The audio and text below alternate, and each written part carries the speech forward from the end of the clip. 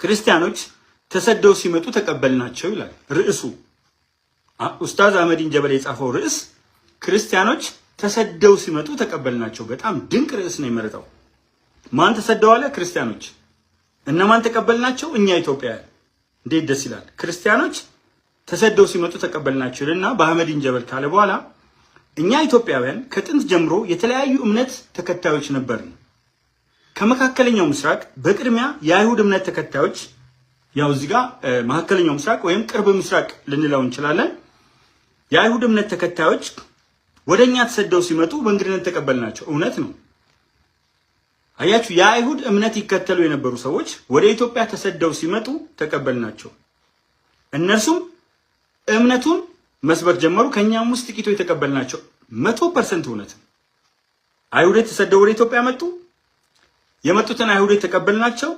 የተወሰኑ ሰዎች ደግሞ የጁዳይዝምን የአይሁዶችን እምነት ተቀብለው ሄዱ። አይ ኡስታዝ አህመዲን ጀበል እያንዳንዱ አረፍተ ነገሩ አንቀጽ ውስጥ ስህተት አለው ብዬ ባስብ ስህተት አለው እላቸዋለሁ። እውነት ከሆነ ግን እውነት ነው። እውነት ነው። አይሁዶች ተሰደው መጡ፣ ተቀበልናቸው። ተቀብለናቸው ሰበኩን። የአይሁድ እምነት ተከታዮች፣ የጁዳይዝም እምነት ተከታዮች ኢትዮጵያ ውስጥ ተፈጠሩ። ቀጥሎም እንደ አውሮፓ አቆጣጠር በ330 ይላል ኡስታዝ አህመዲን ጀበል። እኔ ደግሞ 340 ላለው፣ ምክንያቱም 330 እስከ 360 ኢዛና ነበር። ክርስትናን ኢዛና የተቀበለው ግን ባነበኩት 340 ነው። ኡስታዝ አህመዲን ጀበል እዚህ ጋር ተሳሳተ። እሱ ደግሞ ሪፈረንስ ይዞ ነው። ሪፈረንሱን በኋላ አነብላችኋለሁ። የኔ ሪፈረንስ ኤንሸንት ኤንድ ሜዲቫል ሂስትሪ ኦፍ ኢትዮጵያ 21270 AD ፕሮፌሰር ሰርገው አብለስላሴ ናቸው። የኡስታዝ አህመዲን ጀበል ደግሞ ሪፈረንስ አለ። የትንሽ የ10 ዓመት ዲፈረንስ ነው ያለው። ምንም ለውጥ አያመጣም ልዩነቱ ማለት ነው። በ330 ፍሬምናጦስ በተባለ ወጣት መሪነት ጥቂት የሶሪያ ክርስቲያኖች በስደት ወደ አክሱም መጡ። በእንግድነት ተቀበልናቸው። እምነታቸውንም እንዲሰብኩ ፈቀድንላቸው። ክርስትና መስበክ ጀመሩ። የአክሱሙ ንጉሥ ኢዛና ጨምሮ ከኛ ውስጥ ጥቂቶች ክርስትናን ተቀበሉ። ወጣት ፍሬምናጦስ ጳጳስ ፍለጋ ወደ ግብፅ አመራ። እዚህ ጋር ኡስታዝ አህመዲን ጀበል ያስቀመጠው ነገር ተመልከቱ። እኛ አለ ኢትዮጵያውያን፣ ሁላችንም ኢትዮጵያውያን ያደረገን ትክክል ነው። ሁላችንም ኢትዮጵያውያን አይደለን? ስለዚህ አይሁዶች መጡና ተቀበልናቸው አለ። እንዴት አድርጎ እንደገለጸው አትጠይቁኝ። አይሁዶች መጡና ተቀበልናቸው የአይሁድን እምነት። ቀጥሎ ደግሞ የክርስትናን እምነት ያዙ። እንደዚሁ ተሰደው መጡ፣ ተቀበልናቸው። ወይም በተለያየ መንገድ መጡ። ማን የተቀበላቸው? እኛ ኢትዮጵያውያን። አየህ፣ ኢንክሉሲቭ፣ ሁሉንም የሚያካትት ሌላውን ሳይነካ። ኡስታዝ አህመዲን ጀበል እኔ አንድ ቀን ሌላውን ሲነካ ይቻላል የራሱን እምነት ሲያስተምር እንጂ። ቀጥሎም አለ ንጉሥ ኢዛና ክርስትናን እንዲቀበል እንዳደረገ ገለጸ።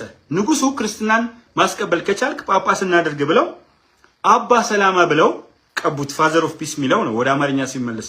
አባ ሰላማ የሰላም አባት፣ የክርስቶስን ሰላም የሰበከ። ክርስትናን የተቀበሉት ኢትዮጵያውያን ደግሞ ከሳቴ ብርሃን አሉት ይላል። አክቹአሊ እዚህ ጋር ትንሽ የኮንሴፕት ልዩነት ቢኖረንም ኡስታዝ አህመዲን ጀበል የትኛውንም ቪዲዮ ብትመለከቱ፣ የትኛውንም ጽሁፉን ብታነቡ ምሁራዊ፣ የሰከነ፣ በእውቀት ነገሮችን የሚያስተላልፍ አንድ እንድንሆን የሚሞክር እንጂ በምንም ተአምር ኡስታዝ አህመዲን ጀበል የመከፋፈል ምክንያት አይደለም። እኔ የሚገርመኝ አንደኛ እርጋታው፣ ቁጥብነቱ፣ አንደበተ ርቱዕነቱ፣ ሙስሊሞችን ከሌሎች ጋር አብረው እንዲኖሩ የሚያደርጋቸው ጥረቶችን ስትመለከቷቸው ዋው ፋሲኔቲንግ ነው። ለምን የሚዘመትበት አይገባኝም። ሰላም የሚሰብኩትን እየዘመትንባቸው፣ ጸረ ሰላሞችን እያቀፍናቸው ሰላም እናመጣለን ብለን ማሰባችን እኔ ያሳፍረኛል። ክርስትና ከ330 እስከ ከ340 እስከ 475 ድረስ የአክሱም ቤተ መንግስት ሃይማኖት እንጂ የአጠቃላይ ህዝብ ሃይማኖት መሆን አልቻለም ነበር። 100% ልክ ነው። በአምስተኛው ክፍለ ዘመን ከሰሜን ኢትዮጵያ ክርስትናን ህዝቡ የሰበኩት 9 ቅዱሳን ወይም ተስዓቱ ቅዱሳን በሚል የሚታወቁት የሃይማኖት አባቶች ሁሉም መጤና የመካከለኛው ምስራቅ ስደተኞች ናቸው አለ። 100% እውነቱን ነው ኡስታዙ 100%። እኔ እዚህ ጋር የምንለየው ዓመተ ምሕረቱ ላይ ነው። ዓመተ ምሕረቱ ላይ 451 የኬልቄዶን ጉባኤ አለ። ትክክል ነው። ኬልቄዶን ብሎታል። እኔ ኬልቄዶን ብያለሁ። ትክክል ነው። እሱ እንትን የለውም። ልዩነታችን ከዛ በኋላ ያለው ዓመተ ምሕረት ላይ እኔ ማስቀምጠው ነገር ምንድነው? እሱ ምን ብሎ ነው የወሰደው? ዘ ዲክሽነሪ ኦፍ ኢትዮጵያን ባዮግራፊ። አያችሁ፣ ሶርሱ ዘ ዲክሽነሪ ኦፍ ኢትዮጵያን ባዮግራፊ ቮሊዩም 1 ፍሮም ኤርሊ ታይምስ ቱ ዘ ኤንድ ኦፍ ዘ ዛግዌ ዳይናስቲ ሲስ 1270 AD ኢንስቲትዩት ኦፍ ኢትዮጵያን ስተዲስ አዲስ አበባ ዩኒቨርሲቲ 1975 ፒፒ ወይም ፔጅ ማለት ነው ከ209 እስከ 210 ፒፒ 2 ፒ ተጽፎ ዶት ነው የሚደረገው ፔጅ ለማለት እና ይሄንን ጻፈ 100% ልክ ነው። እኔ ልዩነቴ እዚህ ጋር ምንድነው እነዚህ ሰዎች ወደ ኢትዮጵያ የመጡት ከ475 እስከ 480 ኤዲ ነው። አሁንም የተወሰነ ዓመተ ምህረት ልዩነት ካልሆነ አንድ ነን። እነዚህ አሁን በሙሉ መጤዎች ናቸው። ተሰዓቱ ቅዱሳን አባ አፍጼ፣ አባ ጽህማ፣ አባ ጉባ፣ አባ ይማታ፣ አባ ጴንጠሌዎ ዘርዝሯቸዋል። አባ አረጋዊ ወዘተርፈ ሁሉም መጤዎች ናቸው። ኢዝራኤል እነሱ ናቸው ገዳማትን የገነቡት። ያው መጽሐፍ እየጻፈ አይደለም ኡስታዙ የተወሰኑ ነገሮችን በወፍ በረር ለማሳየት እንጂ ዲቴል ታሪኩን ያውቀዋል። እነዚህ ሰዎች መጡ ወደ ኢትዮጵያ። ገዳማት የሰሩት እነሱ ናቸው። አብያተ ክርስቲያናትን የገነቡት እነሱ ናቸው። ግዕዝን እዚህ ጋር ኡስታዙ ፍላጎቱ ዝርዝሩ መጽሐፍ አይደለም። ግዕዝንም ማነው ባይብልንም መጽሐፍ ቅዱስን ወደ ግዕዝ የተረጎሙት ደግሞ እነሱ ናቸው። እቺን ጨመር አድርጌ ልለፍ። ቀጥሎ አለ በ615 የኢስላም እምነት ተከታይ ሰሃቦች ተሰደው መጡ። ተመልከቱ። አሁን ኡስታዙ ምንም እንደማያዳላ የምታውቁት መጀመሪያ አይሁዶች መጡ፣ ቀጥሎ ክርስቲያኖች መጡ። የመንግስት ሃይማኖት ብቻ ሆኖ ቀጠለ። ቀጥሎ ተሰዓቱ ቅዱሳን መጡ። እነዚህ ደግሞ ክርስትናን ገና ማስፋፋት ቀጠሉ። ከዛ በኋላ ደግሞ ሙስሊሞች ሰሃባዎች ተሰደው መጡ። አየህ እያንዳንዱ ቦታ ላይ ሁሉም ስደተኛ እንደሆነና እኛ እንደተቀበልናቸው ይሄ የብዙ ጊዜ ትርክቴ ነው። መጽሐፌ ላይ የሚያሰፈርኩት ነው። ብዙ ጊዜ የሚያልኩት ነው። ግን እሱ ያቀረበበት መንገድ በጣም የሚገርም አይነት ድንቅ የሆነ በጣም የተብራራ ኮምፕሬሄንሲቭ የሆነ ነገር ነውና ከኛ ውስጥም ማለት ጥቂቶች እስላምን እንደ እምነት ተቀብለው ሙስሊም ሆኑ። በኢትዮጵያም ቆይታቸው ጥቂት ስደተኞች በዚሁ ሞተው ተቀበሩ። የተቀሩት ከ15 ዓመታት ቆይታ በኋላ ወደ ሀገራቸው ተመለሱ።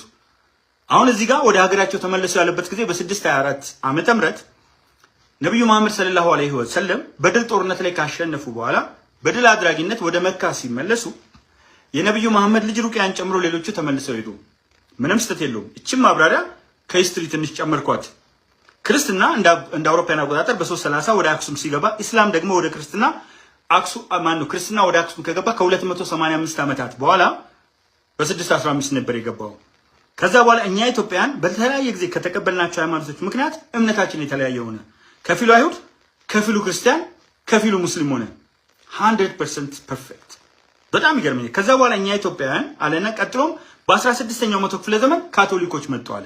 አሁን ይሄንን በዝርዝር ማስረዳት ይችላሉ። ካቶሊኮች እንዴት ጀሱሳውያን ጀሱይትስ ተመሰረቱ፣ ከፕሮቴስታንት ጋር ጸብ ሲፈጠር ኢየሱሳውያን እንዴት አድርገው ወደኛ መጡ።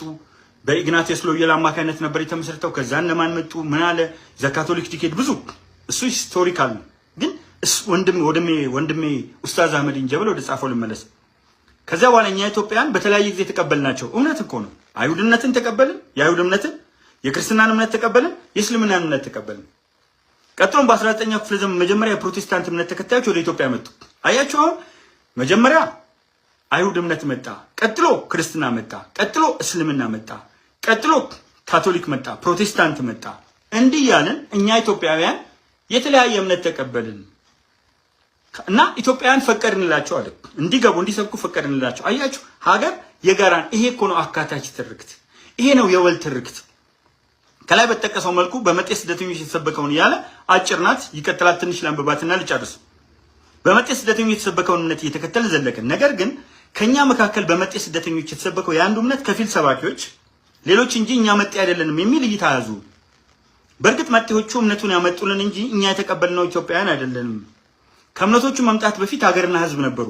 ዛሬም ሀገራችን የሁላችንም ስለሆነች ሁላችንም በምትመስልና እኩል በምትወክል መልኩ እንገንባት የሚል ጥያቄ ሲነሳ እኛ ነባር እናንተ መጤ የሚል የድንቁርና ጨዋታ መጫወት ያማራቸውን ታዘብን። እኔም ሀገራችን የሁላችንም ናትና መስተካከል ያለባቸው ነገሮች እንዲስተካከል ሀሳብ ሳነሳ አፍ በማዘጋት ዝም ለማሰኘት ጥቂቶች ተረባረቡ። አክራሪ፣ አይሲስ፣ ዋሃቢያ፣ የገሌ ተላላኪ እስላማዊ መንግስት ሊመሰርቱ አቅደዋል። ሌላም ያሻቸውን ይበሉ እንጂ እኛ ኢትዮጵያውያን ሙስሊሞች ተሰደው ሲመጡ በመቀበላችን እንደምንኮራው ክርስቲያን ስደተኞችን በመቀበላችን እንኮራለን። ቸርን ሰብት። ዋው ኡስታዝ አህመዲን ጀበል አላህ ዘመንን ይባርከው። አላህ አንደበትን ይባርከው። አላህ ከዚህ የበለጠ ትልቅ ደረጃ